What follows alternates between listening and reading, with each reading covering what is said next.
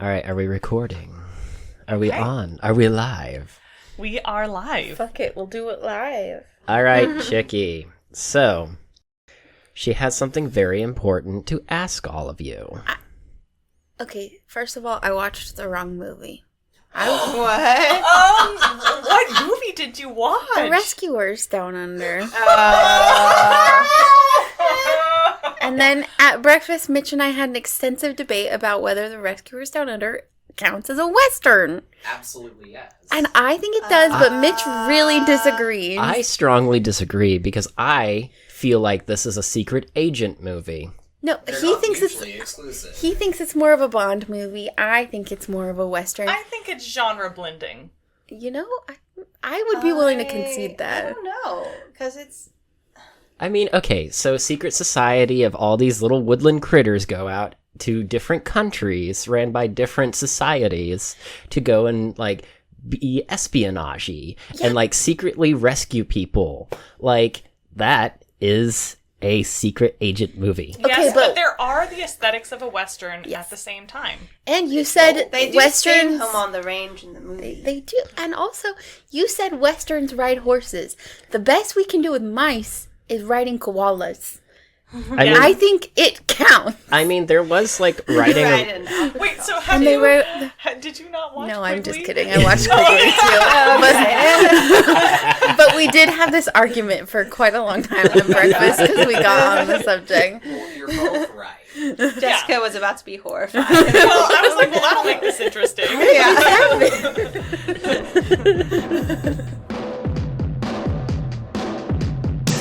Welcome to Media Morsels, the podcast about creativity and the media that feeds it. I'm Jessica, character enthusiast and aesthetic connoisseur. I'm Mitchie, vibe checker and scene chewer. And I'm Claire. I'm reacting as a first-time viewer to this movie and a guest speaker.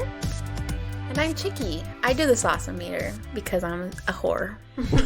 And this is gonna be saucy, isn't it? It is It's a little bit saucy. I feel like there's a lot of sauce. Little bit But, like, sauce. But like passive sauce. Passive sauce. It's not active like sluttiness, but it's like, God, you and your slutty little chaps. And your slutty little Your mustache. slutty little boots with the spurs. God damn it, young Tom Selleck, why do you have to be so dilfy? You got the whole club looking. Okay. Oh, wait. This week we watched Quigley Down Under, which came out in 1990, or 11 years before Shrek. We did not, unfortunately, watch Rescuers Down Under. Yeah, no. Some other time. I mean, we've all seen it. It's required viewing for a 90s kid. But Yeah. Mm-hmm. If you are a 90s kid in America, at least, in the English-speaking world, at some point you saw this. You may not remember it, but you saw it. I mean, it's arguably better than the original Rescuers. they're both they're very both good. damn good. I was, You know what I was a also little about? obsessed with the second one, though. Yeah, second one had so many good vibes. And it know- was just animated so gorgeously. Yeah. You know what was also a really good animated film? Ooh. The Great Mouse Detective. That is Hell also yes. a good one. I didn't watch that one as much. Like, I think maybe it was on in the background, like at daycare Yeah. or something, but it wasn't Yeah, one that yeah. I, like, Funny, sat and ripped watched. you. funny story about that movie is I watched that a lot, and it was not until my adult years I realized it was a riff off of Sherlock Holmes. And I was Yep. Oh. Yeah, hey, that makes sense. So Like, I we have see it now. immediately gotten off topic, though. There's Yes, no- okay. Quigley Down Under is not an animated film. About It is- mice. It is a Western No. with human people. With Human Tom people. Selleck. Tom Selleck, With Tom Selleck and also Alan Alan Rickman. Rickman. Mm-hmm. In his baddie ways. And Yep. it is about... I thought you were gonna say in his baddie era, and I was like, that was his whole era. That was his whole career. Who, Alan Rickman? Yeah. No, he did some really... No, I know, but Yeah. like he's done a lot of baddies. He's an good at excellent being a bad bad guy. And by guy. and by Yeah. baddie He's we also mean good at like being a sweetie. He is. by baddie in we mean Space like, you know, Mm-hmm. whipping around like a bat or a Quest. vampire kind of vibe.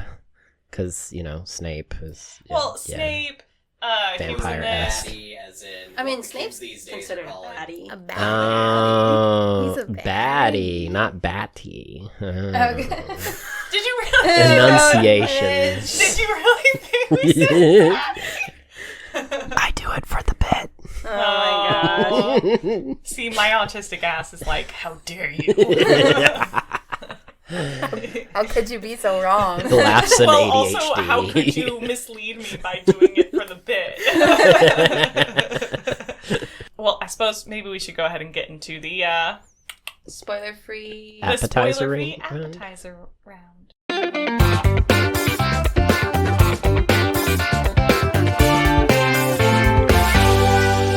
I have been, like, again, and once again, as so many of these movies are, this is one of the ones that I have watched forever and ever as a kid. And even as a kid, I was like, wow, that Matthew Quigley, he sure is awesome. And now as an adult watching it, I'm like, damn, that Matthew Quigley, he sure is a tall drink of water. But also just like it was even as a kid, even though I didn't understand everything, it was a really engaging watch. Yeah. Yep. I also grew up with this movie. My dad is a diehard Western fan, and when I told my mom we were watching this, she said, "Oh, that movie's on at least once a week and has been for the last 32 years." And I was Is that along with Silverado? yes, like that and what is it? I think it's called Shane or something. Those are movies. Shane. Yeah, that's very classic. Those are movies my dad just kind of always has on because he's always turning on like Comfort watch. yeah, he's like always turning on like Turner Classic Movies or whatever, Yeah. or like the old Western channels, and just they're always on. So he's always watching them. But none of it had sunk in. I did not remember like any of the plot until I was watching it, and then I was like, "Wait, I actually know what's about to happen." Yeah. You passively absorb the plot beats. Yes, exactly. So, my first exposure to this movie was about 10, 12, 15 years ago, somewhere in there. And, yeah, no, it's great. I didn't necessarily grow up with it, but it has definitely inspired aspects of my life. One in particular is the fact that one of my handles, Wigley, is actually a bastardized version of Quigley. So there's that. It kind of influenced me that way. It left a big impression on you. It left an impression enough that I would base my weird comic book persona name internet handle You did not know that's where the Wiggly thing came from? Uh-huh. Good. Yeah, I didn't either. It was a really I don't know, it was just a really, really cool name, and I'm just like, but I need to change it just slightly. You don't often hear of a Quigley being a Western hero. Yeah, no. Also, I kind of like the name Quigley. It's a good name. Mm-hmm. It is a good name. Or maybe it's only good because we associate it with Tom Selleck. I've only I feel heard like it independently you might be like, wow, that's a... Interesting. I think I've only heard it one other time in like the series of unfortunate events. Oh, I think yeah. It's the name of one of the triplets. If it's not Quigley, it's something that starts with Q. Quig, Yeah, and it it's starts like with a Q. Quagmire, Yeah, Quigley, something like that. I'll have to look it up and see if I'm wrong. Okay, we're not even 10 minutes in, and we've already brought These in... are important segues. Okay. That's what this show is all about, Yeah. It's really, about at its heart. Connection. Let's see. My first exposure to this film was this past week. I saw it for the first time, and I had never heard of it. I don't have a lot of exposure to even Tom Selleck movies or anything like Shame. that. So, I know. Shame. So this was delightful to watch. That mustache could take me for I a really ride. like. Oh, You yeah. ride that mustache? Into I the would ride that sunset. mustache into the sunset. I think anybody here would ride that mustache, except for maybe Jamie. Who amongst us would not, except Jamie, because Tom Selleck looks kind of like his dad. So Just Yeah, no. that's no, understandable. no. Not getting into that. But yeah, the movie was very good, and I enjoyed it a lot. Yep. Yeah. Yep. All right. Well, the summarizer is taking a break today, so I guess I will try to do the best I can. Oh god. So instead of Summarizing. actual summarizer, make it may sound like, ping pong balls or something that's like an off-brand savior brand. ADHD person trying to do the Like summary. using paddle balls or some shit. Yeah. So I'm gonna try to do my best. All right, Quigley Down Under is about a cowboy, Matthew Quigley, who goes to Australia because he's been invited there by a kind of creepy Englishman named something Marsters. Marston? It's Alan Rickman. Yeah. He has been invited by Alan Rickman to... He's answering an ad. Yeah, to Australia to ostensibly kill dingoes. But then, when he gets there, Alan Rickman's character reveals to him that he doesn't actually want him to shoot dingoes. He wants him to shoot Aboriginal people. That's a spoiler, yo. That is. But I would say, really, the rest of it is, like, the rest of the story is about what happens, like, next. After that. Yeah. I don't think that I'm revealing anything that's not on the back of the cover. Yeah, I would think that that's probably, like... And also, because Alan Rickman, you're like, this guy's slimy. An underhanded cattle. Also, his last name is Marston. Okay. Marston. Okay. Marston. Yeah, well. You know, I always have that trouble with the actors, too. James Marston. They're kind of James nothing Marsters. alike, but yeah. But, yeah, makes sense. That man's voice puts me to sleep, but, like, in a good way. But we stand. I mean, the rest of the movie. Let's not get sidetracked by James Marsters. James Marsters, my love. Actually, no. Hopefully, James Marsters never listens to this. 5 words. Why are you here? Yeah. Senpai noticed me. Anyway, okay. So there was I think that was fairly painless. I think. Wait, you only did half of it though. You said. Yeah, that's because it's spoiler free. It's spoiler Say free. the rest of the movie is. What? Is gunslinging... Gunslinging cowboy rejects that action. offer and Basically. happened because of that. Yeah. Yeah. And Then shenanigans ensue. Shenanigans do ensue. So yeah. All right. Well, come on. Let's get up around a campfire. All right, We've let's go baked get the some beans. cast iron. We've got the cornbread. Beans and cornbread. Join us as we regale you with this tale of a cowboy down under. I'll bring the That s'mores. sounds kind of like dirty dough. All right. On to The main course. the main course.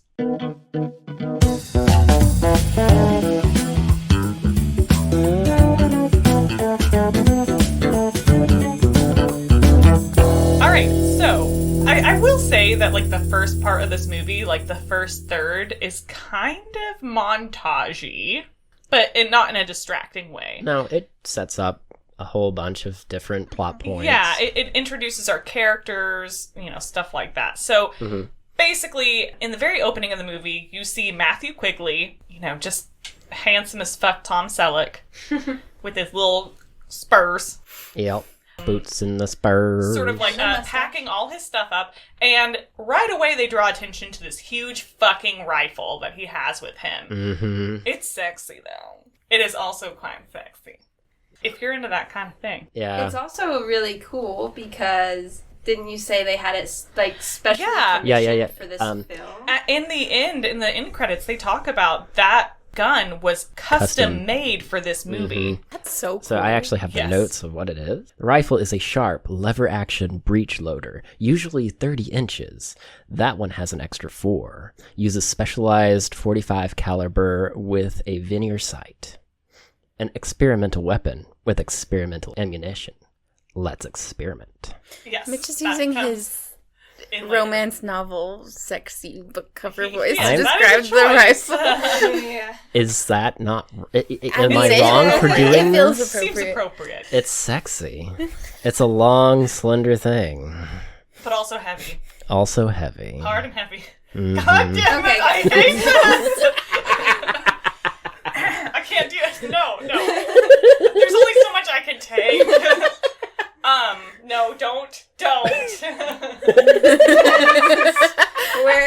I really think we've hammered these points home. Maybe we can move on a little bit, except we're about to get to Cora, who's also really hot. Something Yeah. about hammering. Yeah, we got it. Okay, alright, so... We don't have to belabor every sexy point we make. Let's. So, Quigley packs up, he hops on a boat with his cool gun, and he goes halfway across the world to get to Australia. We see pretty early on Matthew's character, because they're trying to disembark onto, Australia's shores. And there's this old couple that's, like, struggling to get down the gangplank. Disembark, yeah. And there's this, like, I don't know, Swedish fur trapper or something who's being an asshole to them. He's Canadian lumberjack. Okay, yeah. So somebody's being sort of a trapper kind of dude. Yeah. He's being an asshole. I was wondering where you got Swedish from. It's north. Okay. Somewhere north. I mean, fair. Yeah, wrong continent. Oh my goodness. But it's north. Okay. Anyway, so he's being an asshole. Quigley, like, intervenes. And you can tell he's a stand-up guy.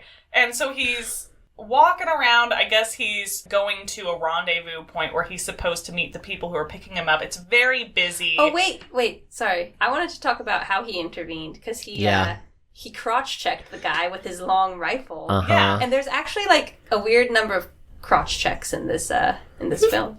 So that was important to note. Yes. Yeah. But all those people deserved it. Every Yeah. single crotch Yeah. shot It was like- deserved. Strongly And agreed. the guy was down for the count. And you're like, yep, that's one way to do it. Yep. It's like, Such good characterization of Quigley that he just, like, stands up for this older couple and, like, He doesn't also... And he's very polite the whole time. Yeah. He doesn't even have to say, like, a mean word to The dude. to the guy who's being an asshole. He's perfectly polite the entire time. Yeah, he doesn't even draw attention Where- that he's done that. Yeah. Well, Mr. Quigley, I feel like we're holding that young man up. Well, no, I just spoke to him, and he's in no hurry after all. Yeah. as the man's like, clutching. Doubled down Yeah, in pain. clutching his pearls. So anyway, he's looking for the people he's supposed to meet, but while he's looking for them, he comes across this big wagon that's full of all this stuff and a bunch of men who are trying to wrestle this little lady onto the wagon, and she is biting and Very scratching. wily And they look like some young rough lady. characters, too. Yeah. Yeah. She does not want to go with them. And Matthew sees that and, again, showing his character, intervenes. He's like, I don't think that woman wants to go with you, sir. And she immediately races towards Quigley and she's like, Roy, I knew you'd come. Every time there's a ship that comes in from America, I've come down here looking for you. Oh, Roy, I'm so glad you're here. And he's just like, lady, I ain't no Roy. Yeah. Okay? He's really confused about that, but she still clearly does not want to go with these guys. And these guys, okay, very big trigger warning, content warning for people. There is racism in this movie, the racism against Indigenous Australian people. And, these guys are racist assholes because they're saying, well, our boss said that, we're tired of black girls. Our boss said we could pick up some white tarts while we're here. So they have, I guess, purchased these women more or less from a brothel. And Quigley, he takes those as fighting words. Yeah, and a he takes kerfuffle exception to that. happens. They're like, just tell her to come with us real quiet like, and he's like, He just don't kind think of so. just nudges everybody. He nudges Cora off to the side, puts his rifle down, and then just punches the dude. Yeah, he starts a fight. And he's actually doing pretty well, too. But Cora, which is the name of the gal, Crazy Cora is what they call her, she Tries is to trying to help. help, but she is actually getting in the way. Yeah, she winds up completely clocking poor Quigley with his own rifle at one point. Yeah, she picks it up to Like swing an it around. oar or and something. Watch out behind you, hits Roy. Quigley instead. Yeah. I feel like that's very much how I would be in a fight. I'd be trying so hard to help and just in the way. Yeah. Yeah, after a couple of minutes of, this hootenanny happening. She keeps calling him Roy, and he finally says, my name's not Roy, woman. My name's Matthew Quigley. And everybody stops, and they're like, Matthew Quigley? You're the man Oh, hell. that our boss sent us to find. Well, this is awkward. So, Yeah, which is awkward. It's like, what a... Jessica, you put it right, and you were like, what a hell of a way to meet your new coworkers. Yeah. And also bad vibes immediately. Yeah, You're yeah, like, you're just these like, well- assholes work for the guy that's hiring And me. you can begin to see those wheels turning in Quigley's head. Yep. He already is like, He's already checking it. He's just Yeah, like, I don't really want to be associated with these people. Yeah, and if this guy is associated with them, like, hopefully he's better than these guys, and this isn't a reflection of who he is. But he is already kind of, like, a little cautious about it. Nevertheless, he's come this far. He's taken a ship all the way from America and to reach Australia, so yeah, like, I'm gonna. He's like, he's see gonna what's at up. least we're gonna see this through because Marston, who is these guys' boss, had offered 50 pounds sterling silver or something for him to just show up. So he's like, I might as well. Yep. So he gets on the wagon train, and he also brings up Cora. Well, she comes with them. Yeah. She's like, "Oh, Roy." Yeah, she's gonna follow him. Yeah. She's like, "Oh, I feel so protected And at with Roy." this point, you start to suspect that something's like a little off kilter with the girl. Well, she's definitely, Well, because she at is first a she's wild like fighting one. back, and you think she's all there, but then she's starting to like showcase that maybe she's not mentally well at the moment. Yeah, so there's sort of this montage, this journey across the outback to get to Marston's station or his ranch. All this time, she keeps calling him Roy, and it's becoming increasingly clear she is kind of delusional. And she's well-meaning. Quigley is frustrated that she keeps calling him Roy, but he also doesn't want her to be, like, humiliated or harmed by the other men. Yeah. And he's trying to get an answer to why she keeps calling him Roy, but he's not really getting one. But she is a kind person, and she has attached herself to him.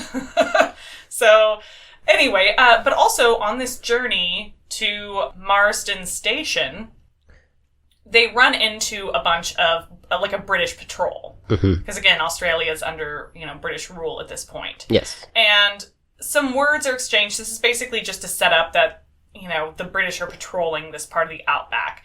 And they're looking for some deserters, asking Quigley and these other guys about it. And then they ask about Quigley. Because he's an American. Because he's an American. He's a new face. Yeah, new face.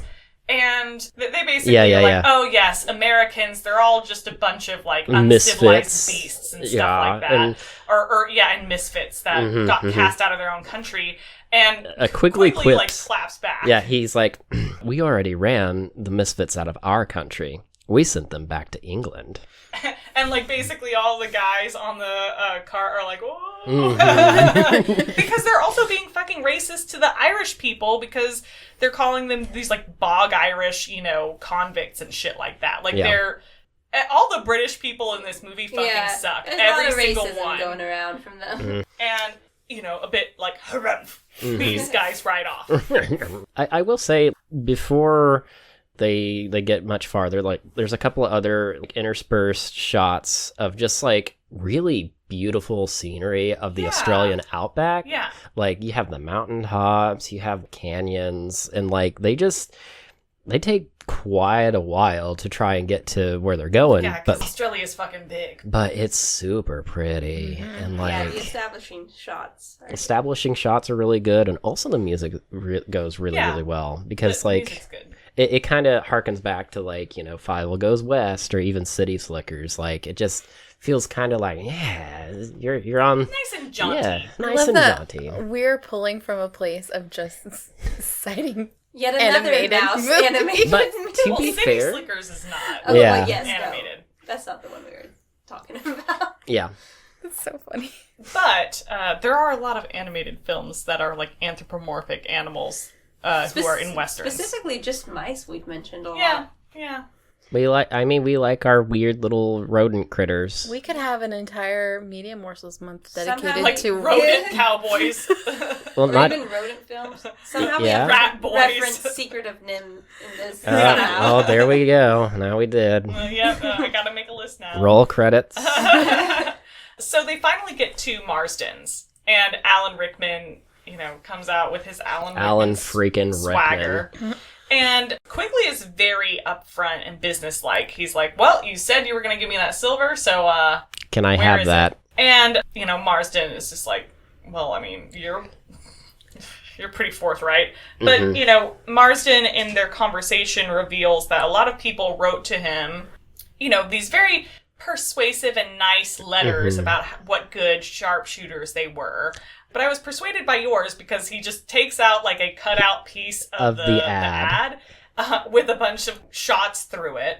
And it says like 900 yards, Matthew Quigley. And he was like, yes, very you very have to the point. You have an intriguing way with words. Yes. Yeah. Pretty much his ad was asking for the best long shooter or sharpshooter in Probably the world. long shooter, you know. In the world. So he's like, okay, so let's see what you got, basically. And, you know, Matthew takes out his gun, and he's talking about all the specs. Yes. Yep, that's where the whole That's bit when of Alan Rickman says, an experimental gun with experimental ammunition. So let's experiment. And he has his guy. This guy rides out with a bucket, and Matthew's preparing his gun, and everybody's getting nervous because the guy's getting really far away. And at some point, one of the other, like, prostitutes turns to Cora, and she's like, can your man really shoot that far? And Cora's like, I don't know him. I've never seen him. So she does have some lucid moments where she's like, I actually don't know this man. Well, I just think she was just being funny and being like, that man's crazy. I don't know him. There's a couple of bullshits happening through the crowd. This guy is about to embarrass himself. I don't know him. Yeah. So, Roy, and one of the young gun hands too is like, there's no way he can do that. Yeah. And even when Matthew's like, right about there, I'll do it, and they like drop the bucket, I don't know, like a half mile out there or something on nuts. top of like a little hill on the pathway. Yeah, And so he's like, are you sure you don't want the bucket a little bit closer? And no. You have to take note that Quigley like takes his time to set up. Yeah. He stands there. He stares down the bucket. He grabs some dirt. He measures the wind speed. He looks off at some flags to see what the wind speed is farther off. Like he's very methodical about lining up this shot. Yeah. And then, he's putting it on his shoulder. He's looking down the sights. He's, like, adjusting his sights. He pulls back on one of the triggers, because it's a double-triggered gun. And he's about to pull the second trigger. And then Marston's like, are you sure you don't want to pull the bucket a little closer? And then Quigley's just, like, takes the gun off his hand, huffs. The guy, like, interrupted his shot. Yeah. Right as he was about to take it. And then he whips it back in place, and he's like, bam, bam, bam! And hits it 3 times. And everybody is just like, oh, shit, because they've never seen that. Like, this is insanely far away. And then he's like, quite certain. And then walks off. Yeah, well, and so Marston is like, you're hired. Everybody's kind of like now starting to unload the cart and stuff like that. And Quigley says, hold on, because Cora's like, that's my Roy. And Quigley is just like, Marston, we need to talk about the one they call Crazy Cora. Can you make sure that none of your men bother her until we talk? Because at this point, he's like, this woman is clearly unwell. And she cannot, it is not appropriate for anybody to be sleeping with her. Yeah. He's very protective of her. Sexy. He's like, she cannot consent. He's like, she cannot consent. Late this 1800s, early 1900s. Yeah. Yeah, he could still clearly see that. This man drinks respect women juice. He does. He is a gentleman. Love it. It is hot, he has an entire gallon of that crap. Yeah, he really do. And then Marston's like, yeah, whatever you want. He's like, also, you might find this interesting. And while Quigley was kind of doing his thing, some other people have, ridden up, and they have with them the 2 British deserters that the British were looking for. And Marston does this whole, he has this whole ritual where his whole little show he puts on. Yeah, he likes to pretend like he is some kind of quick shot, like out in, America. Yep. So he has his pistols, and he basically gives these deserters the opportunity to defend themselves against him. But they're also, super beaten up and, dehydrated and shit like that. So, but he, for some reason, seems to be this is a fair fight or something like that. I don't know. You see, I didn't really catch that. I honestly thought he was just letting them kind of go, and then he's like, okay, we're going to call the British and... Well, he pretended... He was like, okay, go ahead and, get rid of their bindings because we're civilized here or whatever. But he wasn't going to let them go. No. He was going to make them wait for the British to show up and collect them, which was a sure death sentence. And he also, basically all his men are wearing guns too. And he was literally just waiting for them to try to to go for the weapon. To go for the weapon. And then he shot him down. And he, for some reason, thinks this makes him some kind of... hot shot. Yeah. Well, Yeah.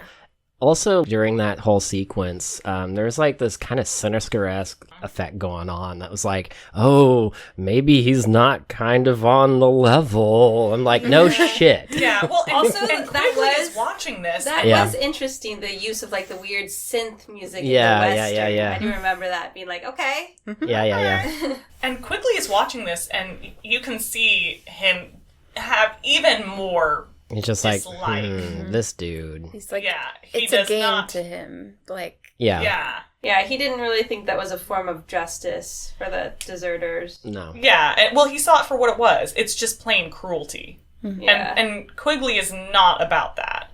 He also so he walks up to Quigley and he's like, yeah, so this is my preferred weapon of choice. And he holsters his pistol back and is like, it's like, would you mind joining me for dinner? At dinner, asked he him- says, do you recognize this weapon? It's a Colt or whatever, blah, blah, blah, blah, blah. Yeah. He asks Quigley, do you know how to use one? And Quigley says, well, I've never had much use for one, which will come back later. Were you actually in Dodge City? The dude, Yeah, in the... he in acts the like a dining room. fanboy. He acts like a neckbeard Yeah, fanboy he's- for westerns. Yeah, he likes the Western culture. It's Yeah. apparent. He's like, I was born on the wrong continent. You Americans have it right in so many ways. And then he goes on to say, content warning, some really fucking vile shit. So they're having this conversation about Dodge City or whatever, and Quigley is just kind of like, let's cut to the chase. You called me here to shoot dingoes, but you have enough guns on this ranch to kill every dingo in like 100 miles or something like crazy like that. He's like, you clearly do not need... Basically, what gives here? Something is not adding up. And it's not the deserters that, that's needing a Yeah. solution either. Well, and I think he at first maybe thinks it's about the deserters. Yeah. But then, again, we kind of circle back to Marston's obsession with the American West. And he was like, you guys found a solution to your Indian problem. Essentially, just kill them all. Which, again, this is just like... Yeah. I don't, and especially I think living in Oklahoma, like, Yeah. there's much more awareness of how, like, seriously, deeply fucked up Yeah. this is. And Quigley, he says something that's basically like, I don't think it seemed very just or good to the Indians. Yeah. He's He already does- telegraphing that he's like, I'm not down with whatever you're Yeah. putting down. But Marston just soldiers on. He's like, well, we have a problem with the Aborigines. And by the way, he also has an Aboriginal, an indigenous Australian butler who is like doing stuff in the room while he's talking about the extermination of his people. Yeah. Anyway, so he's like, well, we've been unable to tame the savage, blah, blah, blah, blah, blah, blah. gross things, Yeah. blah, blah, blah. Yeah. And But he's like, they have figured out how to stay out of rifle range, which brings us... to why we need you. And the next thing that You see is Quigley. You see a close up of Quigley's face, and he just like mean mugs, like Yeah. just. And then the next thing you see is Marston flying out of His own front door. Like he's getting thrown out of a saloon. Yeah. And just thrown out the window. It was great. Get another Yeah. Western trope. Yep. Quigley is not fucking down with it.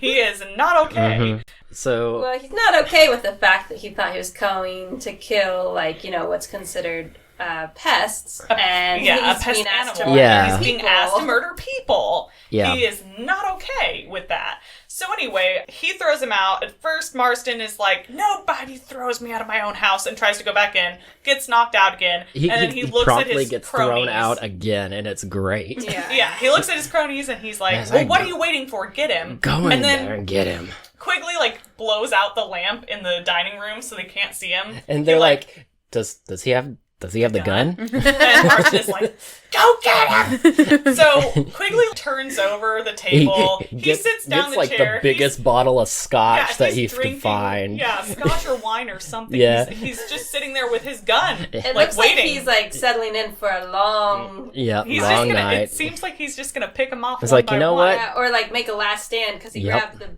big bottle of drink. Yep. Yeah. He's like, Things are looking pretty good for Quigley, but the butler, the indigenous Australian butler, hits him on the head and knocks him out. For reasons that are not clear in the movie, but it's also one of those complex decisions that people who are essentially enslaved kind of...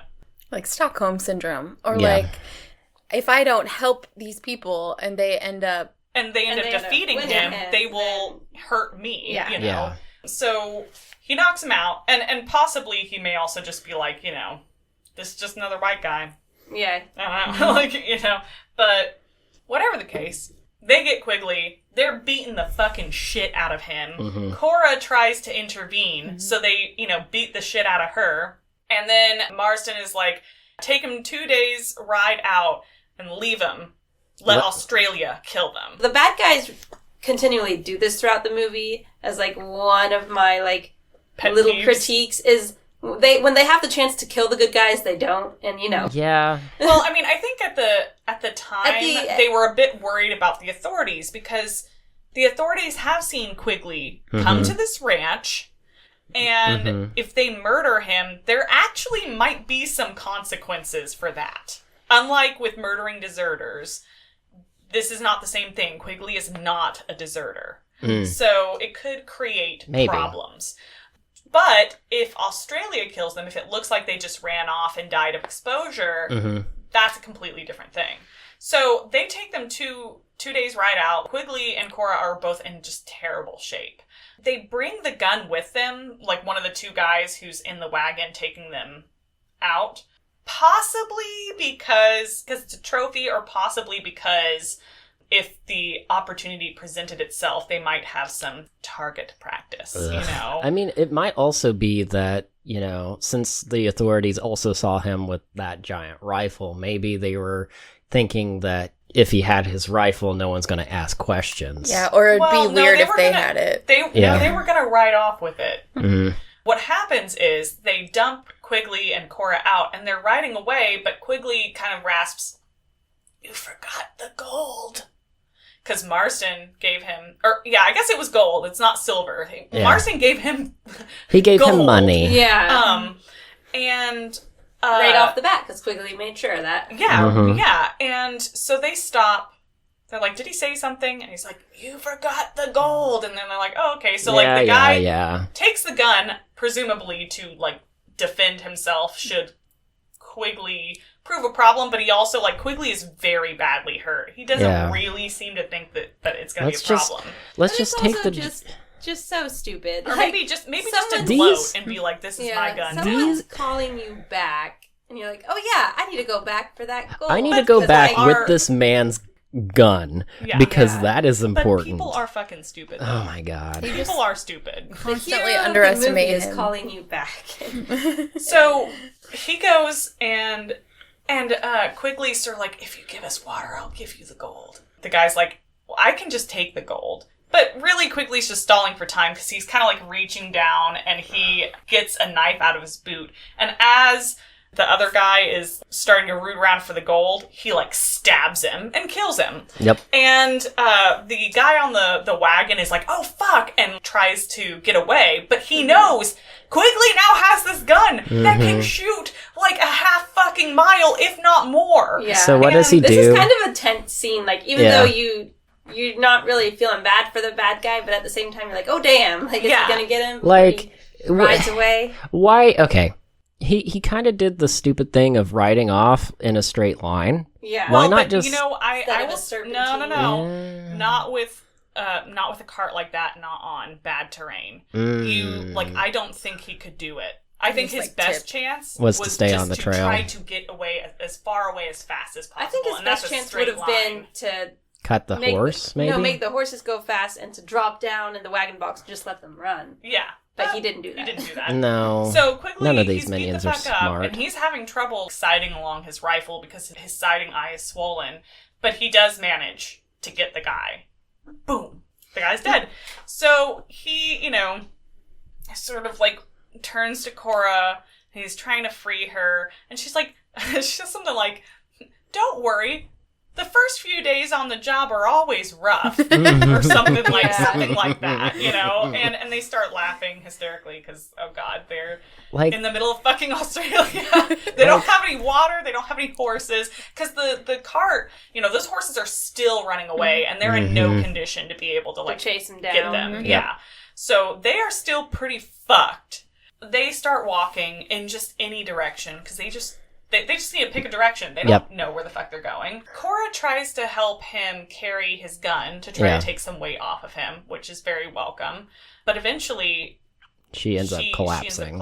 And she says something really smart. She's like, "My granddaddy told me that if you were ever traveling in the desert, you needed to travel at night because it's cooler."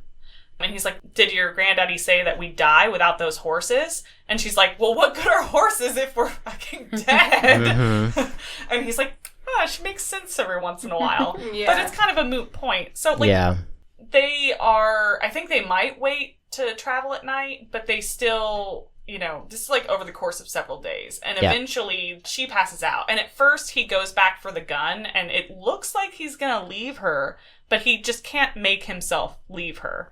So he goes around, he picks her up. He fireman carries her. And the thing is, she's like 4'0". She's a petite gal. Girl. I don't know if but he's also beat the fuck up and dehydrated. And he's like super duper muscly tall guy too. Yeah. And he just like... Tom Selleck's just tall, so he makes everyone look even shorter. Yeah. Yeah. But eventually they both succumb and they pass out. Now, cut back to the Marston Ranch. These British guys are all riding up. Marston is just like, yes, good, according to plan. Because the British guy's like, yes, well, we found a couple of bodies out in the desert, a couple days away. And we need somebody to verify. Identify them. Yeah. And, Marston is like, yes, I suspect I know a man and a woman. They ran off. They ran off. And the British guy's captain is like, actually, not a man and a woman. 2 men, one stabbed, one shot in the head. And Marston is just like... And then the British captain is like, seems you're expecting some. Yeah, he's kind of like, seems your man and woman are still at large. I don't think there's any particular love lost between this guy and Marston either. But they sort of have... They have an arrangement. An understanding. Because Marston was going to hand over the deserters to him. Yeah. And they do have an understanding. Like Marston says, me and the captain, we have an understanding. That doesn't mean that the captain likes him. Yeah, they're not besties or anything. It means that they have mutual interests. Which, by the way, kind of back when Quigley and Marston were talking, they were talking about how there was this policy in Australia at the time called, I think, pacification by force.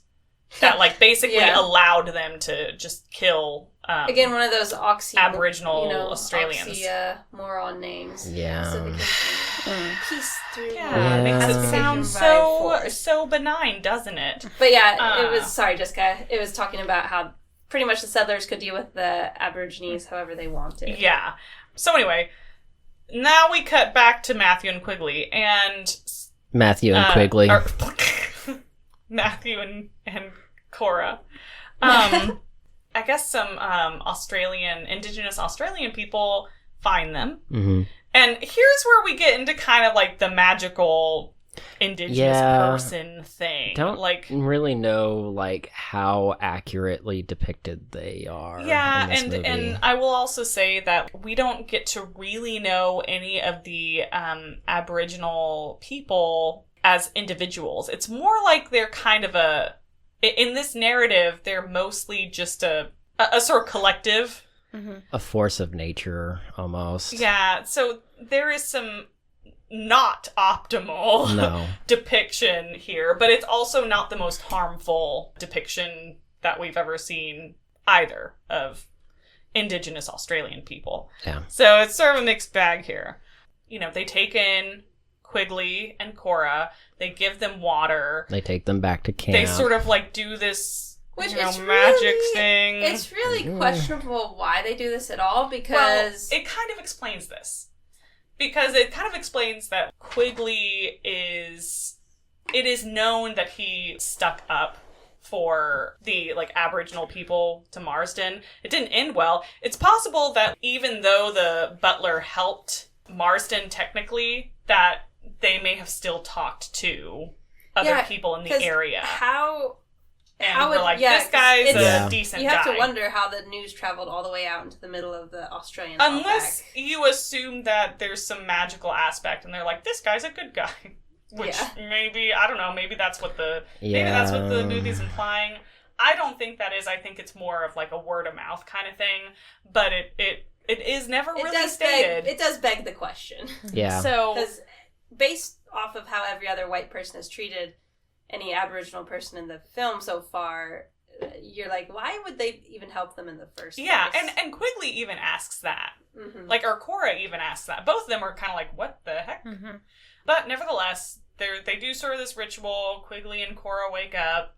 They are fed. And they end up just kind of like traveling with this group of Indigenous Australians for a while. Learning from each other, I guess. There's this sort of montage where Quigley is, I don't know, teaching them how to make a whip. a lariat and then like a lasso or whatever. Oh, yeah. His cowboy lasso. His cowboy lasso. And they're teaching him how to like throw a spear, how to find water. Cora is sort of bonding with the women. She's trading with them. She gives a button to this, I guess, teenage girl that she's kind of like growing close with. There's some other things that we could say about how the Aborigine people here are depicted. I don't know how accurate it is to depict them as wearing clothes covering their like waist, right? And their genitals, but like having bare chests, men and women. Maybe that is accurate. I don't know actually how accurate that is. But I will say that it is very interesting how Aboriginal bodies and female Aboriginal bodies are treated as like non-sexual completely, while white women's bodies are treated as like inherently sexual. I don't know. There's something interesting here happening. They always show Cora, completely covered it with decorum and stuff. Yeah, even though her clothes are like falling apart. Yeah. And also, they don't really shy away from showing dead Aboriginal bodies would be a big trigger warning, because there is a very kind of disturbing. Well, not there's kind several of. disturbing scenes. Coming up. Do we need to have a trigger warning? I mean, I'll put it in the description, maybe at the start as well. Yeah. Like, because this movie deals with some sensitive topics. Yeah. Content warning. This movie does contain and show dead bodies, and particularly dead bodies of Aboriginal Australian people. And not just that, dead children. That was like, I was like, that was kind of a lot. Yeah. General racism cruelty and towards cruelty. Yeah. Yes. So we'll put that at the front. Anyway, things seem hunky-dory. And it's during this time as Cora and Quigley are healing. And bonding with... bonding with the people who saved them. Cora is lucid enough at one point to tell Quigley kind of what happened to her. Basically, she relates the story of when she's a Texas native. She was married and had a young child, like an infant or a toddler. One day, her husband, Roy, was gone, and some Comanches came to their farm. And she was really frightened. She hid with the baby, but the baby was upset and crying. And she was trying to, like, suckle him, but he wouldn't, She was trying to quiet him. She was trying to keep him quiet because she was scared that they were going to, kill them or drag them off, which would not have been unusual for the time. But they were drunk. They weren't actually looking to hurt anybody. They were just kind of like, I guess they'd gotten drunk and they, rode up and saw this house and were just kind of pilfering it and like wearing her clothes and stuff like that. Having some fun. Yeah, having some fun. And they even discovered her and they just laughed and left her alone. But when Roy came back, she was afraid to go out and meet him again because she was so scared that she accidentally smothered their child.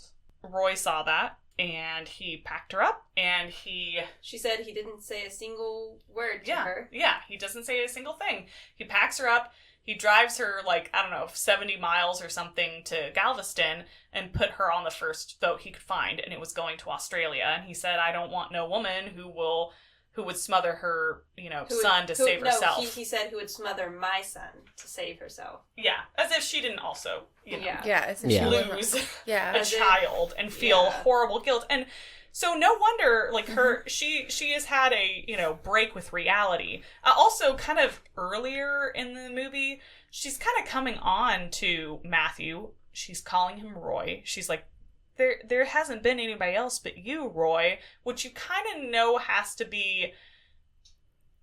I don't think she even knows that she's lying, but she has been in Australia long enough that she's almost certainly had to be a prostitute. Yeah. But she is just so, delusional that she may not really, always remember or know that. Just like she sometimes knows he's Matthew Quigley, but most of the time she thinks that she genuinely seems to believe that he is Roy. And she's even, confused about her surroundings sometimes. But as the movie goes on, she does seem to have more and more of these lucid moments. Mm-hmm. And in this, she divulges this to Quigley. And he doesn't say anything, probably because there isn't anything to say. But he also doesn't, you don't get the feeling that he's judging her. Yeah. Or condemning her. No. He's just kind of listening. Mm-hmm. And then she goes to bed. And in the morning, she wakes up, and she and Quigley are alone. He's like, yeah, they don't really talk your ear off, leaving, do they? And, they see that the Aboriginal people that they were kind of traveling with have just sort of left them. Yep. There's this sort of exchange between Quigley and Cora where he's kind of she's like, wow, the so-and-sos did that last year at the social. They just showed up and, ate all the, pies and jams and left. And he's like, well, serves him right for... He kind of plays into the delusion a little bit. He's kind of, I think, being a little more, tolerant or chill about Cora's condition. But then they see that the reason why they ran off is that there are a bunch of Marsden's men on horseback chasing them. And someone had spotted it. And of course they would leave Matthew and Cora because they have no reason to assume that these white people would kill other white people. Mm-hmm. Cora starts immediately running for the Aborigines because she's trying to warn them. She's trying to get in front of the horses of Marsden's men to ward them off. Matthew was like, get back here. Mm-hmm. And he gets out his gun. And he's trying to shoot all these people, but some of them kill some of the Aborigine people before he can kill most of them. And he doesn't quite kill most of them because Cora is in the way. And at that distance, he can't safely take a shot without possibly killing her. It's this really tense moment. But they drive them off. Two of Marsden's men live to tell the tale and beat feet back to Marsden's place. Cora is broken up about this, of course. Because this was the moment that she runs up to the teenager one. That she had been bonding with and who has been killed in this attack. Matthew, fortunately, now they have a horse. Mm-hmm. So they're not as screwed as they were before. The movie, they spend some time kind of riding around. Again, they're still trying to figure out where the fuck they are, and they don't know. There's a little bit more stuff about them growing closer. Cora again kind of propositions him, and for a minute there he's like, hell yeah, because she's like, we should just share a blanket, and he's like, okay, come over here. and she goes over and she snuggles up to him, and then she calls him Roy. And he's like, I will not sleep with you until you know who it is that you are sleeping with. We love informed consent. Yes, we love a man who's into consent, and Matthew is really into consent. Mm-hmm. So he kind of brushes her off. And, it cuts to the next day, but not cruelly. Yeah, it cuts to the next day, and they're all walking. They're walking. They're letting the horse rest as they're both on foot, and he's like, say, how's about you and me take all our clothes off and go swimming? And Cora is like, he asks, hey, so who what's my name today? What's my name? And she's like, Matthew Quigley, same as any other day. And he's like, okay. Yeah, So why don't we take all our clothes off and go swimming? And she's like, there ain't no water around here. And then she's like, hey, how dare you? And he's like, but yesterday you... And he's like, never mind. And we just keep going. This is kind of sweet, because you can tell he reciprocates, like, even though in some movies she would be, like, an object of ridicule or, like, the joke, and, you know, not the love interest, you can tell he's definitely interested in her, and... like, he reciprocates. Yeah, and he cares about her, but he cares about her as a person and not just as an object of sexual desire. Yeah. So they're doing this traveling thing, and then they, there's this really funny scene where he's like, I don't know where we are, and she's like, you know, you can tell it to me straight if we're lost. Yeah. And he's like, I have no... He's like, fucking clue. we're lost then. You know, and she's like, I can handle the it. truth. It's fine. You can tell me if we're lost. Blah, blah, blah, blah. And he keeps saying, like, yeah, we're lost. I don't know where the hell we are. And finally she's like, so I just need you to tell it to me straight. Are we lost? And he's just like... No, I know exactly where we're going. Yeah, I know exactly where we are. And she's like, oh, good. Because I was worried there for a minute. To be, like, I honestly feel like some of these interactions that they have are just actually ad-libbed. Because, like, it feels so, like, back and forthy. Well, yeah, like, I mean, it could be that they're just really excellent actors. Yeah. So they have that natural rapport. But I don't know, maybe. Yeah. Their chemistry is so good. They have It's good so chemistry, fun. yeah. And it's so cute. Anyway, but then they hear gunshots. And once again, Marsden's men have found another group of Australian Aboriginal people, and they are driving them off a fucking cliff. And again, this is one of the extremely disturbing, I guess, like, scenes. This is probably one of the most disturbing parts of this whole movie. Yeah. They drive they don't get all of them because Quigley, again, intervenes and he's, like, shooting them. But they drive most of them do off this cliff. Fall off this cliff, and Cora is, breaks down and, bursts out into tears. Yeah. Matthew goes to check on the people he shot, and one of them is still alive. He's just been... his back is broken, though, so he's as good as fucking dead. Yeah. Quigley interrogates him about where are we, tell me where we are and where the nearest towns are, and things like that. And this guy at first refuses, but then waffles he's like, so, why should I help you? Quigley is like, well, because if you don't help me, I'll let you live. And he's like, do you think... a really slow death in the Australian Do you think outback. the dingoes or the ants will get you first? Which is, like, one of the most, like, badass. So good. This guy does eventually relent. There's only one shot left in his revolver. Quigley hands it to him. He aims it at Quigley, and he's like, hey, you only got one shot. You better make it count. Yeah, or... and the guy kills himself. It doesn't show him doing that. But what it does show is plenty of, It's Quigley walking away. Well, it's Quigley walking away, but also it does show plenty of, Aboriginal people's bodies. Well, because in the meantime, Cora has climbed down, like, around the hill, the cliff, to go check and see if there's anybody. Yeah. Who's still living. And at first she doesn't think there is, but then she hears a baby crying, and she realizes that there's a child that has survived, I guess cushioned by... their mother. Family's, whoever was body. holding it. Yeah, whoever was holding the baby. So she swaddles it up, and they take it with them. But now they know where they're going. There is a town that they can go to get help. Matthew ends up, they're going too slow with him, her, and the baby. They sit down, they find some caves, they sit down to discuss the situation, and he asks Cora, well, what do you think? And Cora starts laughing, and she's like, you are the only man on this continent who would ask me what I think. But she basically tells him, this baby needs milk. You will travel faster without us. Leave us just for the day. You leave can us some leave guns. us with some water and some food, but you can go there, get help, come back, and we will be fine. I am a natural-born Texican. I can handle a gun. I can handle this.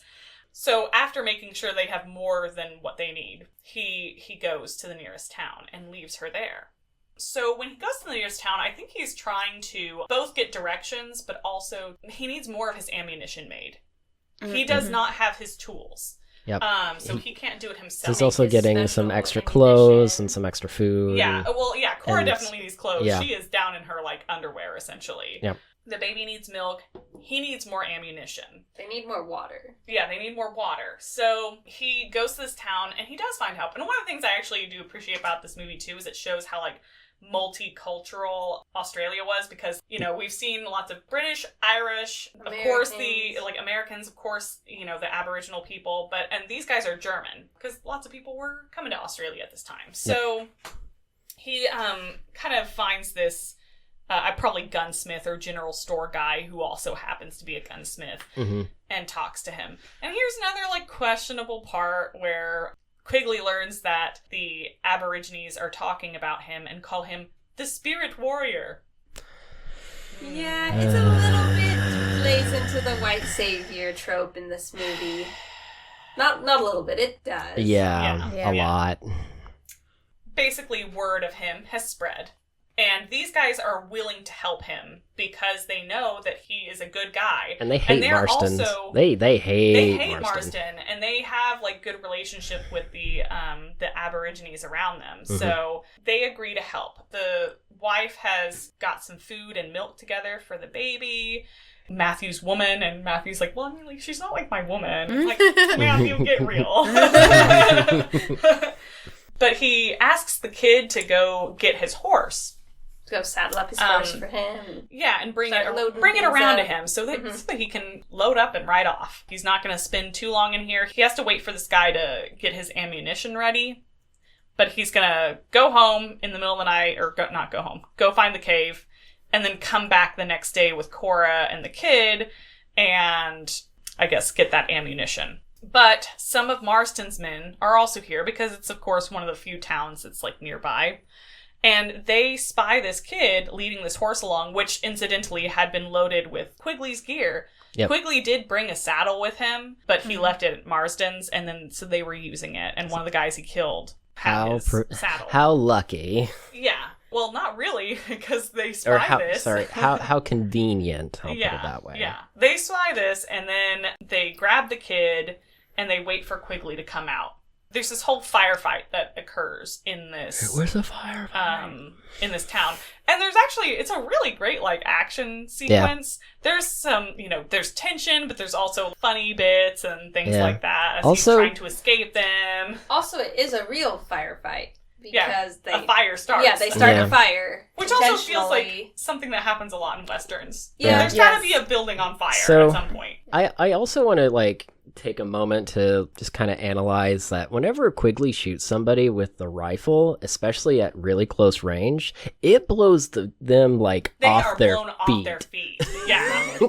Because it is powerful. It has to be. Yeah. It has to be that powerful, in order to get that far, long distance. If you're shot at short range, it's gonna you will travel with that bullet. Yeah.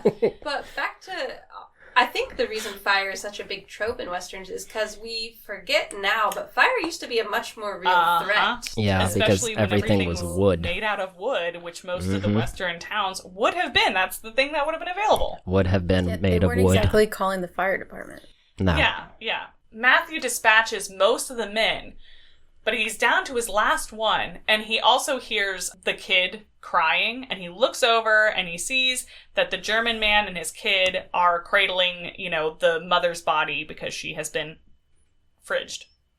Killed. She caught a stray bullet. Yeah. And he's like, look at that, to this guy. This is... he's really mad at him, and he's basically like, you tell Marston that I'm coming for him.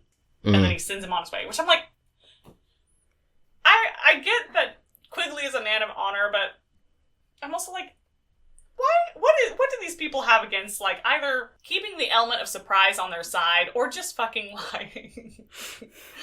Yeah. Tell Marston that I'm out of here, buddy, and then come and kill him. Yeah. Marston, he'll never see me again. Yeah.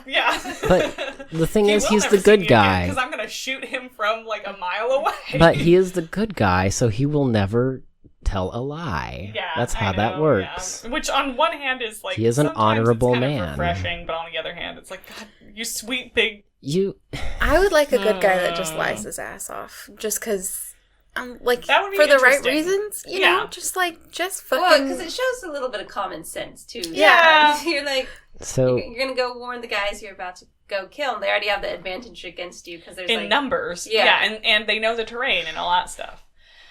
So anyway, meanwhile, while this is happening, not back Cora, at the ranch. Back at the cave, is hanging out with the kid, and she's singing a little lullaby. And what should happen but some dingoes puppies! Really, really mean puppies, should hear her. And, I mean, dingoes are, or at least purportedly, are extremely aggressive. Yes. So they hear this and they're like, it's dinner time, baby. Yeah. And so they start running towards the cave. Cora spies them.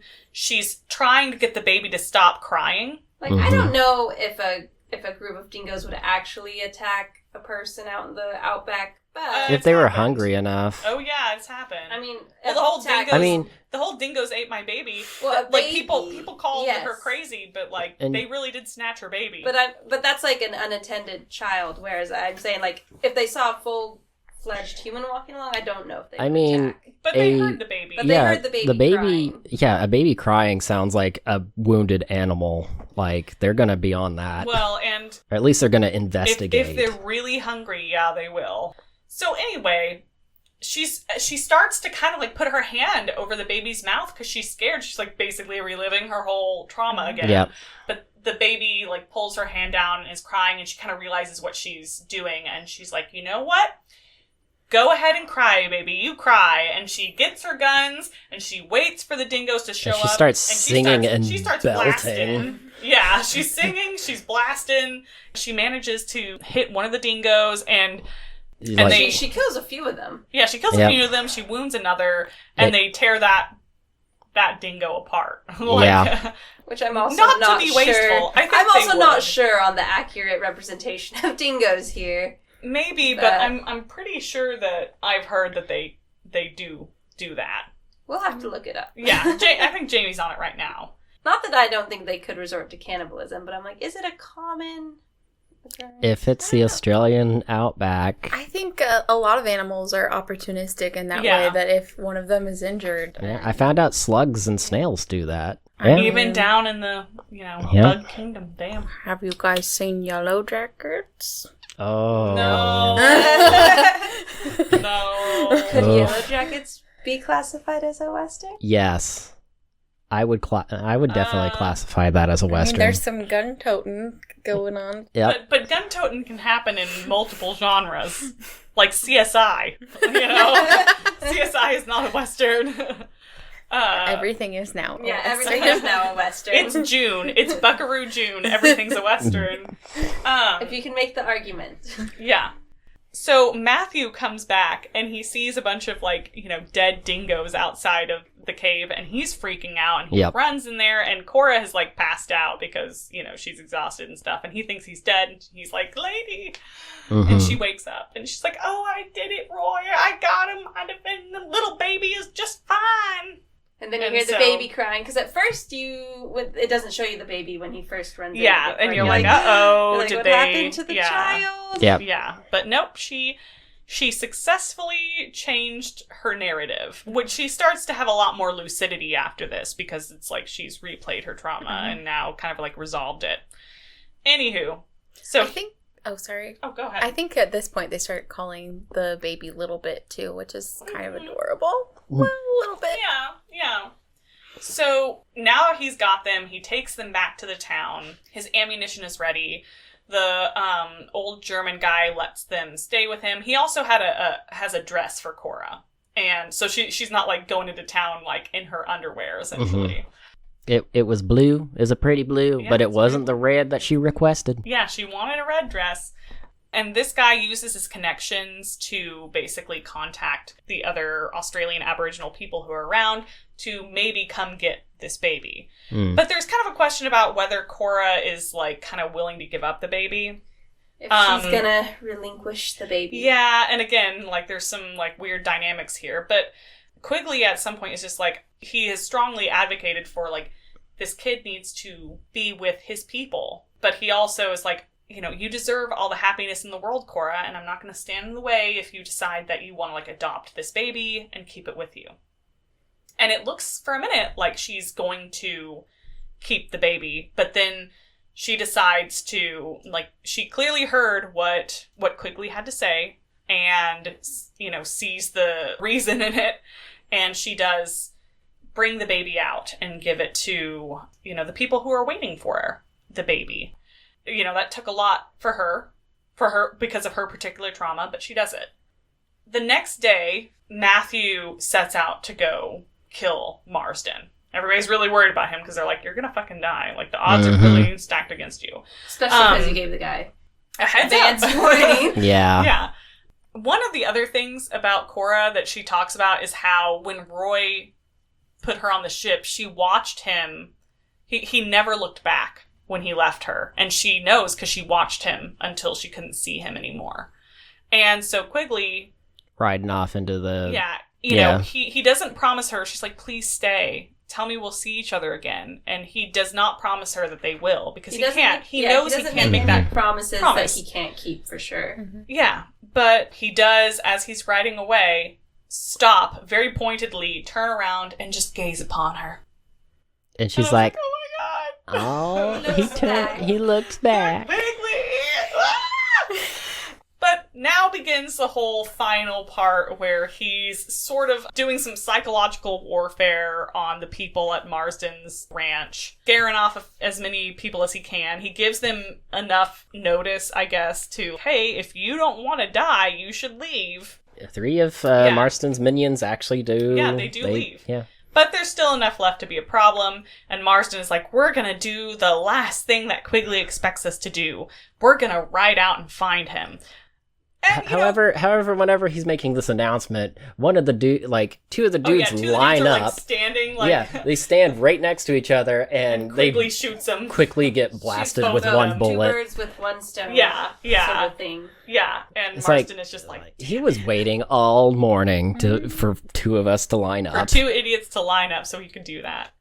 So they ride out, but of course Quigley is smart, so he has booby-trapped the area. This is a sort of Home Alone. Yeah. Yeah, like Home Alone in the West. I got the impression that he kind of learned some of these tricks from the Aborigine, but like, but he's also just resourceful. Yes. So he clotheslines them. Yeah. It's so fun. Yeah, he crushes another with like a rock fall. For a minute, it almost looks like he's going to pick all these people off, but he gets shot. Someone does manage to get around him and shoot him through sort of the the leg. young gun hand who's been gunning to be as good as Quigley like the whole film. Yeah. Who is like, It's a bit of an Irish stereotype. Yeah. Just, which is not great either. You also have the Scottish, like, dragon side, like, talked about right-hand how, man. Some of the only men with personality in Marsden's group were, like, the young Irish guy and the older, Scottish guy. Experienced Scottish guy.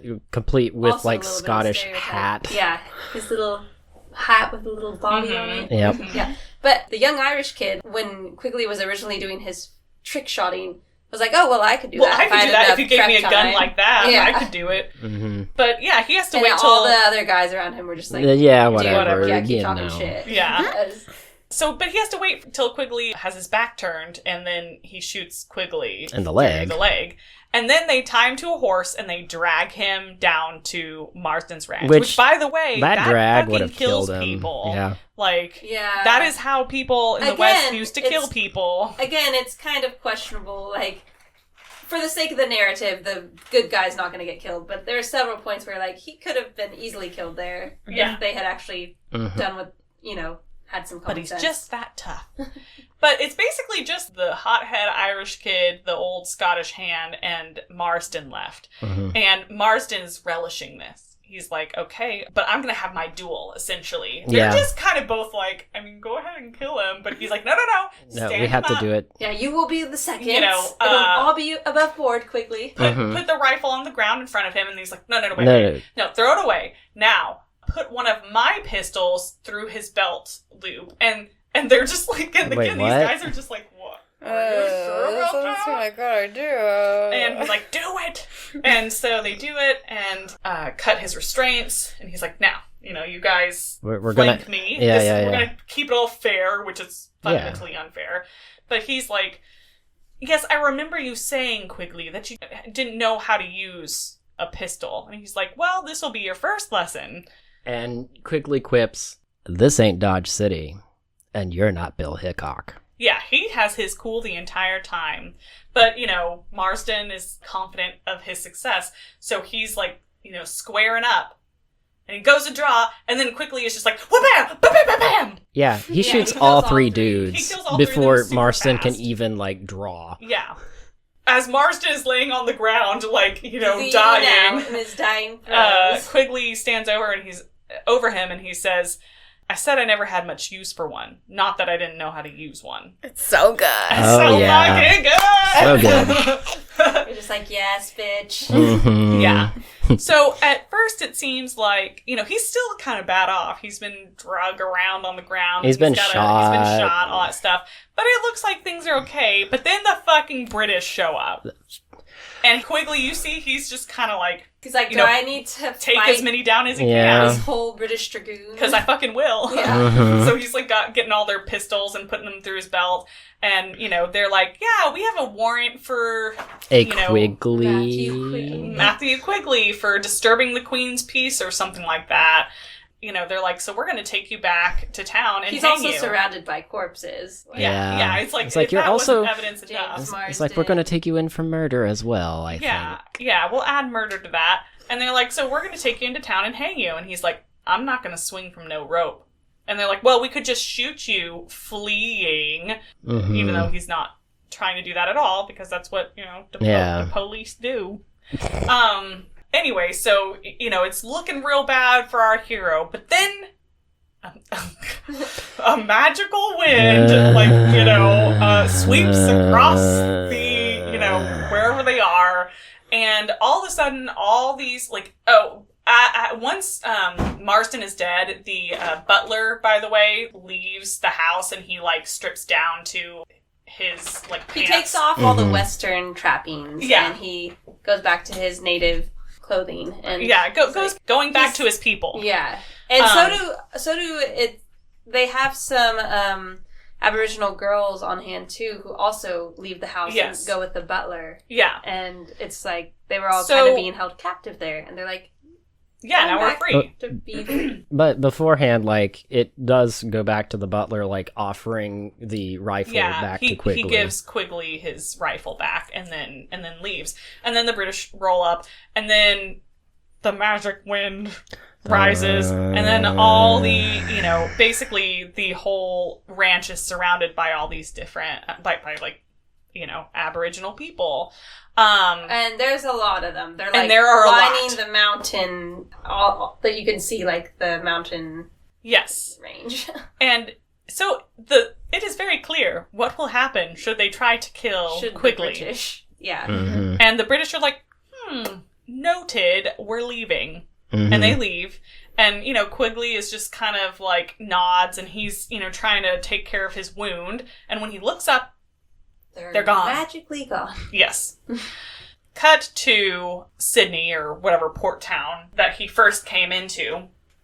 And he's back there. He's clearly kind of been doctored up. He's healed up. He's looking good. He's trying to get a ticket for a boat to go back to the States. Yeah, he's trying to get a ticket for a ship back to the States.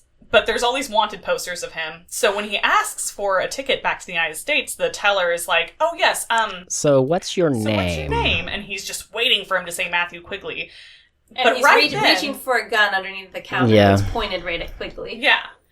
But right then, Who walks in with a wonderful red dress? Cora in a red dress. She is looking very put together, like more put together than she has this entire movie. She is more or less like healed, I guess. You know, she's doing good. She's doing good. And he looks at her and they're giving each other the eyes. And the man is like, "Name, sir. What name should I put on your ticket?" And you think he's going to say Matthew Quigley, but then he says, Roy Cobb. And the guy's like, "Oh, okay." And he's like, "Okay, well, how many tickets?" And he says 2. He's like, "Okay, Mr. Cobb, here's your tickets." You know, gives them the tickets. And Quigley and Cora walk out of the booth ready to board their ship.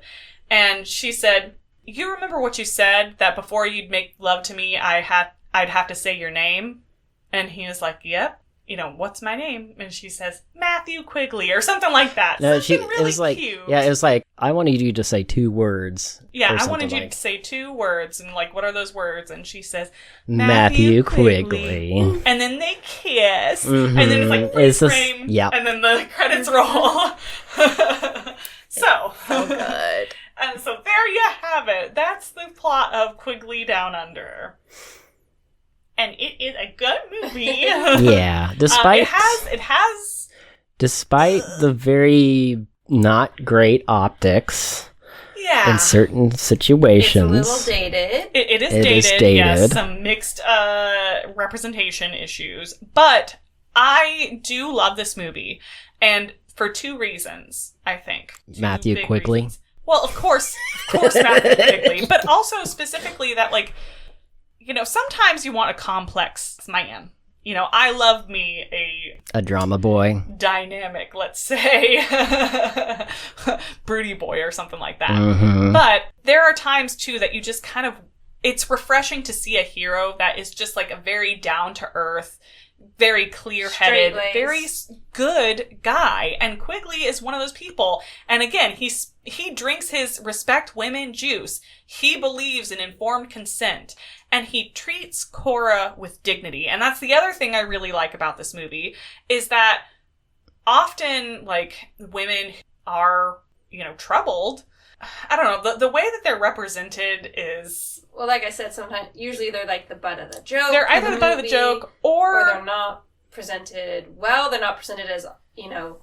Or it's like in the name of being nitty gritty or having that dark, grim, realistic depiction, we're going to like really play up being troubled or something like that and just really make it suck and really make it hurt. But this doesn't really do that. This does treat Cora like there are times when she does things that people are laughing at, but the eye of the camera and the narrative makes it very clear. Like she does make some quippy little jokes. But it's not making fun of her mental illness necessarily. Yeah. It still has a lot of, like, I feel like how she is framed still treats her with respect and dignity. And certainly Quigley treats her with respect and dignity. That's one of the most enjoyable parts of the movie for me. And also one of the most unique things of this movie was that it wasn't just that Quigley was the hero. Like, the whole movie was centered around Quigley and Cora's journey. Yes. It gives them... pretty equal weight. And her particular journey is actually a lot more, I think, nuanced than his. His is pretty straightforward. Yeah. Mm-hmm. Hers, though, she's the one who actually has, like, real transformation over the course of this movie. She gets the most character development, really. Mm-hmm. Yeah, I don't think he really goes through a character arc, because he doesn't really change his values. He starts and ends the same. He's just like, you guys are assholes, and I'm here to deal with the assholes. I'm here to kick asses. I mean, I've noticed, like, other Westerns would do something to Cora for Quigley for having man pain. Like, doing something, like, to her, so that way he has to, like, you know, and be revengeful. But, or just punishing her for being a prostitute. Yeah. Or for being insane. Or for having done something that is it treats her smothering her child and that whole traumatic experience actually also with a lot of care. Mm-hmm. That it treats it as hurt horrible everyone. tragedy that it was. I will. It doesn't demonize her. Yeah. I will say they do give Cora a little bit of woman pain, though, because of what they did with the Aborigine. But it doesn't. Now, I think that's a different problem of just like devaluing like brown people and brown bodies. That is a tough one. Yeah. Yeah. I would say it does, but like it doesn't dwell on her giving up the child unnecessarily long. Like, and it doesn't show that she, like, after she comes to her decision, it doesn't hurt her. Like, she doesn't struggle with the decision that she made. She knows in her heart, as the movie presents it, it was like the right choice, and she's able to kind of heal and move past her trauma because she confronted it and stuff. I also don't think that, I think it is contrived that they had to, show two different groups of Australian Aborigine people being, like, hurt and killed. Yeah. Why was it necessary to do this twice? Yeah. I could see once being, like, brutal. Kind of... They didn't have to show all the dead bodies. Yeah. They zoom in on the dead children. Yeah. I feel like that was a lot. Yeah. I feel like they could have condensed that into just one event. And they could have they could have condensed it into one event, and they could have gotten the message across to you of like what's happening probably in like one event. You didn't need to do it like multiple times. Because at that point it just feels like it's being brutal just to be cruel. Yeah. Also, the movie is although like it 2 is hours about long. Cruelty. It is about cruelty. It does. Like it could have cut. I'm going to say, as someone with a U.S., specifically Oklahoman education, like, we didn't learn much about the Australian history at all. So, like, it does do a very good job of representing how brutal the settlers were at the time. Yeah, and you can say, perhaps in a... I don't know, point in its favor. I don't know if you can say that. But what you can say is that it is clearly depicting this as heinous and evil. Yeah. As these actions they're unequivocally bad. It's like, why the fuck would you do this? You are not meant to, you do not empathize with the settlers here in any way, shape, or form. No. It's very... I think clear about how like this land does not belong to any of these people here. Even sort of like the good settlers. There's still kind of I would say almost like anti-colonial attitude here. So, I mean, I'll give them that, but it is a mixed sort of bag. The German family you like because they are on good relationships with their neighbors, but then they kill the mom. Yeah, why did they? That was a bit. I was like, that was a little bit man-painting. Yeah, that was a little man-painting. I don't know that he needed to see another dead body to be convinced, a white dead body to be convinced to go after Marsden. I think he would have gone after Marsden anyway. I know, because that didn't have to be the tip of the iceberg after seeing all the other dead bodies he's already seen. Yeah. Like it didn't have to be specifically a white all you'd have to do is just show that they burnt down their house and like messed up some stuff. I mean, they didn't even have to do anything, I don't think. Because he do you think he was already he didn't think that they were going to leave him and Cora alone to live, and because they kept sending people after them, and he didn't want them to continue their reign of terror in the Australian outback. Like initially, whenever he did go to the German town or whatever, do you think maybe he didn't have enough? I guess enough of a hook to go after Marston's? I think they assumed... Here's what I think. I think they assumed that the audience didn't have enough of a hook. That the audience wasn't going to connect enough with the Aboriginal people who were killed, so they had to give the audience that hook of a white woman dying. I think this actually is a lot more about like the psychology of the audience. I thought he was going to the town to like. He was going to get more bullets. He was clearly He was always going to. Yeah. So, but I think it wanted to convince the audience because that Quigley was always going to stick up for the little guy. But it was like he was willing to do that from fucking, like, day one of this whole fiasco. As soon as he learned that's what Marsden wanted to do, he was already down with killing them all. He was planning to. Yep. Yeah. So, like, I think this is really about the movie trying to convince the audience that this total annihilation of Marsden and all his people is necessary, which I'm like, that's bizarre because like I was already on board again with Quigley the moment that Marsden said that shit. So I feel like it kind of is a little more telling about how the directors or the writers or something thought that the audience would respond. Interesting. Yeah. And because, you know, we do have to engage with movies on multiple levels. Some of it within the text, but also sometimes it's really not about what makes sense in the story. It's about how the audience is supposed to or is interacting with it. So stories work on multiple levels that way. Yeah. Nevertheless, I really enjoyed sort of the parody that Matthew and Cora both had as characters.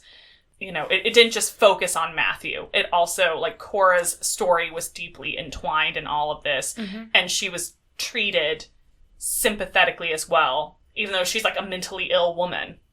So, also, I like that. I really enjoyed that Alan Rickman's character kind of gets hoisted by his own petard, so to speak. Like, he is such a sniveling, slimy bastard in this entire movie, which we love Alan Rickman for. I sort of feel... He's good at doing what he does. He's good at doing what he do. Like... what he does. I just don't understand what convinced his men to just keep going with him. Like... I mean, well, because he shows off, and, like, that's part of the little show he put on with the British deserters. He keeps his men in line by being like, look what a crack shot I am. Because he is a good shot. Like, it's not like he's bad. He is often above the law. Mm-hmm. And these men... And he's rich. These men are mostly conscripts. Yeah. Often convicts. And I guess he pays really well.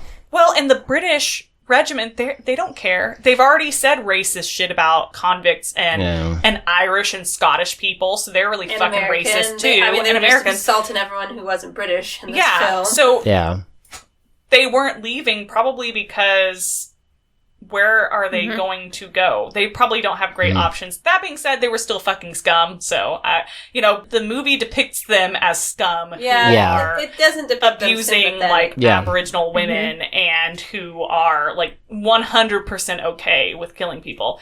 Which is also, again, a bit stereotypical. Yeah. It's not really, depicting a lot of nuance here.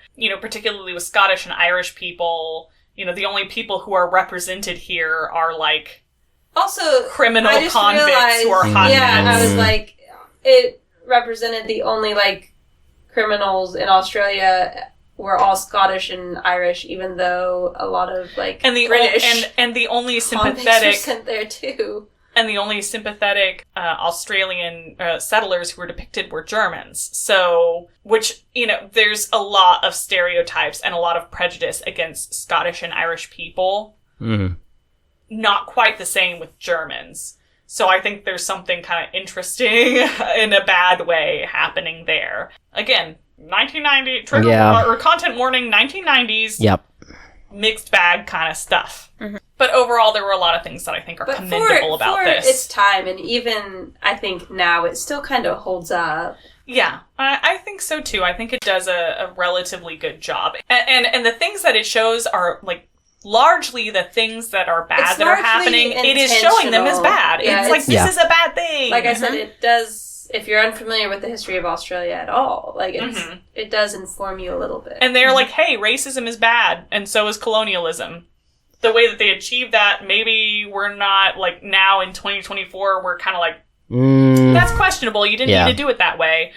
But it still is kind of like, the heart's in the right place. At least, like, it, announces and, like, it tries to inform its audiences. Yeah. And this might not be the best way of doing it, but at least it tries. Yeah. Mm-hmm. And trying is better than not trying at all. Yeah. We should probably also say a lot of, like, the media morsels that we have, it's to, like, let people know about movies that maybe aren't that popular, that they maybe haven't heard of most before. Of them, yeah. And we're talking it over as, like, a group of friends and dissecting it, but, like, we're not experts in everything. So, like, if you have any different opinions about this movie, or you're more knowledgeable about some of the things that we've questioned, like... Yeah, go ahead and reach out to us on our Instagram at Media Morsels, or, like, on Spotify with the engagement feature. We would love to hear from you and love to hear your thoughts on this. And particularly, too, if you have, like, a background that allows you to kind of, like, perhaps speak a little bit more in an educated way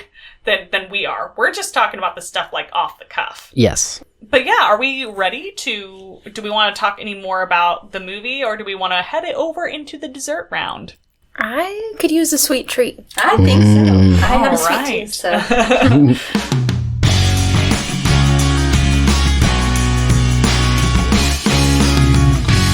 I think in a way I've already kind of covered my takeaways. Again, I don't write a lot of Westerns. That's something I'm just tipping my toe into. Dipping my toe into. With your tippy toes. With my tippy toes, yes. I will say, though, that I do think that this was one of those early movies that I watched that I keep kind of coming back to Cora. You know, Quigley's great, but he is, like, very much that paragon of virtue, and there's many movies that have that, like, you know, likable paragon of virtue guy. But Cora is the one that I think really kind of sticks with me and really has, you know, stuck with me because of the way that she was treated. It was better than, I think, a lot of movies at the time treated women who had mental illnesses. There were some jokes made, but it was never, like, attacking her on a deep level as a character. The eye of the camera and the narrative didn't want us to point at her and laugh. It wanted us to sympathize with her. Mm-hmm. And it also, in its rudimentary way, like, she will still always have the scars of her trauma with her child, but she is allowed to resolve it a little bit more. And she's allowed to live a fulfilling life after the fact. And because she was treated by Quigley with respect and dignity and understanding, she was already starting to, like, be more stable and get better even as they were traveling together. And then she had that sort of moment where she, you know, relived her trauma, but then the outcome was different. And as a character, she was allowed, after this horrible thing that happened in her life, that was, I guess, technically her fault, but you really understand where she's coming from. She was allowed to come back from that and be happy. She gets the happy ending. Yeah. And I just think too often we punish female characters. Well, because even, disproportionately. In real life, accidents do happen. Accidents that result in people dying. And, like, or children dying. They're not intentional, but, like, that doesn't mean that, you know, people did die. People are also allowed to live a life after that accident happened. And you know, it's not like she was living a great life after that. She will always have to carry the pain of that and the weight of that. But we can still let people and women have a happy ending. She was a young, scared mother who made a mistake. And part of what I really liked about the film was that, well, Cora is just she's so engaging, she's so dynamic, she's a big part of the film, like we've discussed. Yeah. And, like, in Westerns, and really in any movie, you just don't really see a lot of characters like her. Yeah. And you really empathize with her when she's saying she was just, like, she was scared for her husband to come back, not just because of, you know, she was scared at her whole situation being left alone where she was scared for her life, but then she was scared to tell her husband what happened. And she didn't receive understanding from him.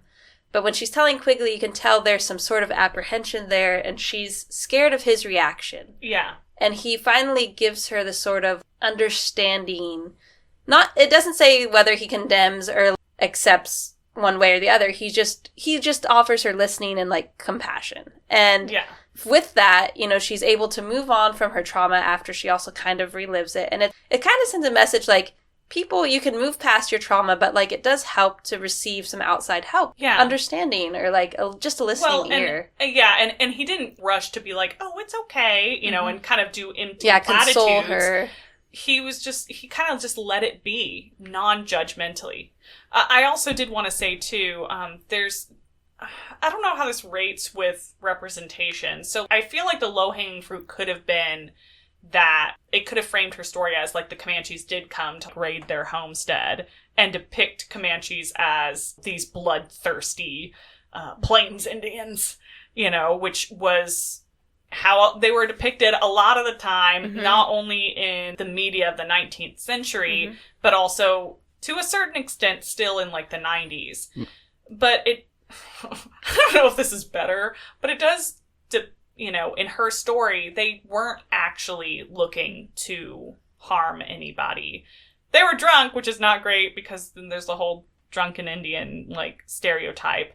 But it did try to, like, emphasize that this whole thing was a misunderstanding they were not in danger, but she did feel like there was real danger. Yeah, she was legitimately scared for their lives and stuff. Yeah. Well, and then it kind of goes on, like, when she kills all the dingoes, she's like, I killed the Comanche with the green apron, or whatever, which is...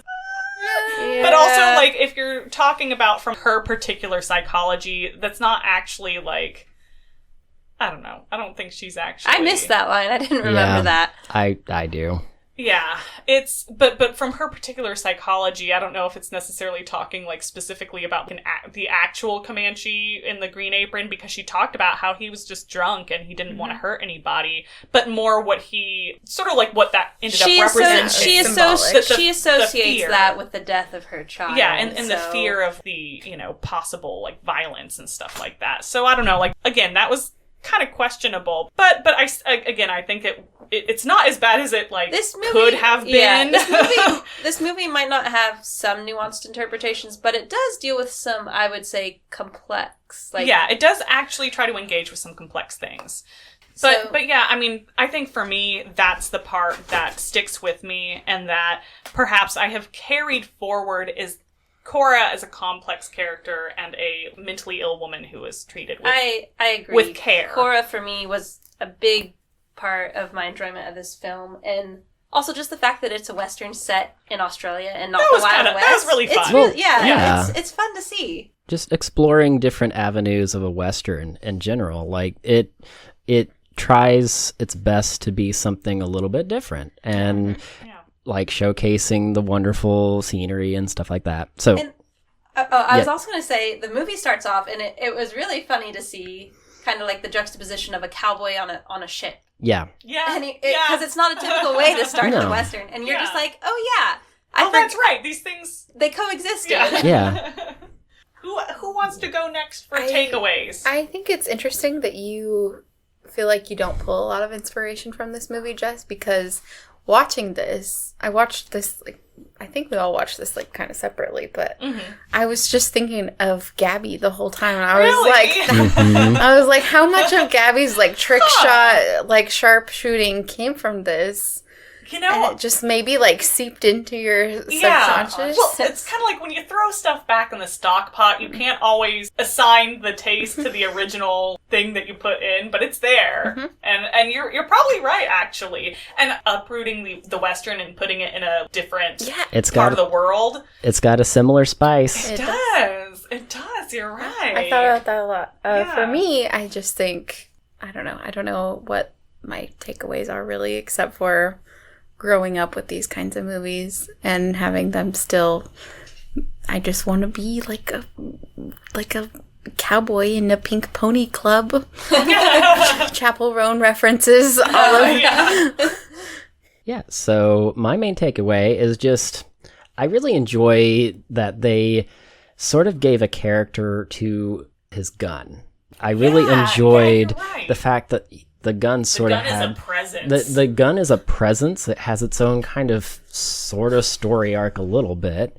It's really fun that they kind of break down and explain to us why this weapon is so special, especially to Quigley, because he had it custom made for this specific purpose. He wields it really well. This is what he is known for, and this is his character is. To me, just what Chicky was saying earlier, how, this kind of harkens back to Golly at Gabby, where one of my characters that my voice has a particular fascination with motorcycles. And the fact that, he's like, oh, well, it's da-da-da-da-da-da, and he breaks down exactly what it is and, explains why it's important to him. Nerd. He's a little nerd about it. And, I don't know, I really love whenever a character can just kind of take a step back and just enjoy something and explain why they enjoy it. Yeah. And they explain it. Yeah. Yeah. And so I trying to keep that true to, a character or a little art piece or whatever I make, having that sort of characterization present and a focal point. But there's character in an object. Objects it has a spirit. Objects have spirits, and or, they have characterizations. Yeah. resonance. I don't know. It gives it adds. it gives it a little bit flavor. Yeah. It gives it some character. Yeah. Yeah. So also, we keep referencing Goliad Gabby, and that is associated with one of my other podcasts, one of our other programs, The Harrowing of Minerva Damson. It has an interseason arc that follows a Texas trick shot in World War I hunting a monster in Bulgaria. I think. The Balkans. The Balkans. Like, where is this? Somewhere on the Black Sea. Somewhere over there. Are you suggesting that you don't remember where you put people in your stories? People in a lot of different places, okay? Like, Delilah Docks is all over the map. Oh, so. well, explain to us what the Delilah Docks are. No, that's not. We don't need to do that Shameless now. plug. Yeah. I would, but honestly, I'm really hungry, so I want to get all this, starving. these medium Dinner's morsels. gonna take a while, guys. They don't fill up the belly. That's okay. I have some snacks. But, Okay. they fill up the mind, but they don't fill up the belly. No. So anyway, okay, well, why don't we go ahead and go to our meters real quick? And so, The hammometer. If you guys don't know what the hammometer is, it is the meter I use to describe what kind of ham is involved with this movie. The scale ranges from 1 to being like, your very somber pieces like Schindler's List to your 10s, which the 10 is always Army of Darkness. If you know, you know. I would put this movie about a 3. Not super hammy. It's not super hammy. The point breakdown would probably be Cora, like mostly Cora, because she kind of hams it up a little bit, and Maybe then occasionally Alan Rickman. Okay. Rescaling. 1 for Cora, 1 for Alan Rickman, and 1 for Tom Selleck's mustache. Oh, yeah. Okay, the chizometer. How cheesy do you think this movie is? I don't know. I would say like kind of a middling cheese. For some reason, it doesn't strike me as cheesy as Silverado. I'm not quite sure how I can like. Well, I think it's just because there's so much like death. Yeah, at first I was gonna say I thought Silverado was like more hammy and cheesy than Quigley Down Under just because of the tone. But then I'm thinking about it and I'm like, Quigley Down Under actually dealt with a lot of serious stuff. Yeah. I think that Quigley is a little bit more like it's less I think cheesy. you're right. I think it's like a more 5. serious. I was gonna say a 5. It's middling because there's still a lot of like cutesy little cheesy elements. It does even have though cheesy it presents all those things, it tries to keep the tone lighter. So- It tries to balance it. So an American cheese Okay. in Australia. I think some of the score and the music choices kind of feed into the cheese. Cause Yeah. it's just like I get that. Yeah, like there is the some very swelling synth- orchestral. Yeah. The synth Yeah. with like Alan Rickman. Yeah. This thing. and his entire setup is just a little cheesy. Yeah. Yeah. Well, it's got a cute little corny cheesy ending that I love. Yeah. So, All right. and then I think we've got the sauce-meter and the beef-meter. The beef-meter. Which I guess I'll have to do. Oh, I thought I was going to be the beef-meter. We can all do the beef-meter goodness. because I think we can all confidently say there's a lot of There's hunk a lot of beef in here. Yeah, we Mostly Tom Selleck and Cora. Cora, yeah. Yeah. I mean, like, but they're like the two main characters, so. I mean, it's more than 2 though. Like, I think I think it's like It's at like- least the an scale 8. more than 2. There are Seven some good and a half. butt shots, I have to say, of Tom Selleck's ass. We didn't mention all the for some reason this movie does like a weird zoom in of some crotch shots. Yeah. And Is Yeah. it like weird or is Why it is this some happening? sort of like fan service? Yeah. I don't know. I think If that you can call it contributes that. to the sauciness of this movie. Yeah. I think I give this movie like a 7 sauce-wise.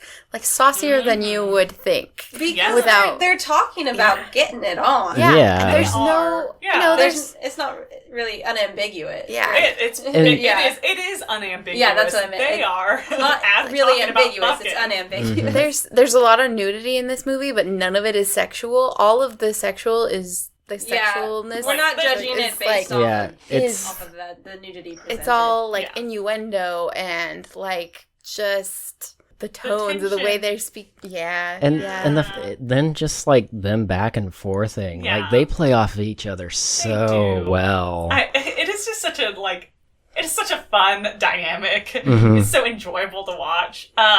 So yeah, like 8 beef-a-meter, 7 sauce-a-meter, 5 cheese, 3 ham. Yep. Yeah. Yeah. And a partridge on a pear tree. Yeah. And great buns. Good all buns. around. All right. So, thank you for joining us around the campfire on this here media morsel for Buckaroo June. Don't put that cast iron in their dishwasher. Yeah. No. Mitch is going to take the pan. I He's going to take got it down these to the pans. creek. He's going to get some water and some grit and scrub it out. Maybe a potato too. As you do. Rub some oil on it. Yep. Yeah, Keep it shiny. Should we tell them about the time that I put your cast iron in the dishwasher? Yeah. It's fine. It wasn't it was Their relationship has stood the test of time. it was a cast iron roasting pan, not like a cast iron like you think of a cast iron. It was an enamel lid. Yeah. And so, I like, didn't know that it couldn't. Anyway, It's fine. It's okay. You got past it. Yeah. we Yeah. made it Survived. through.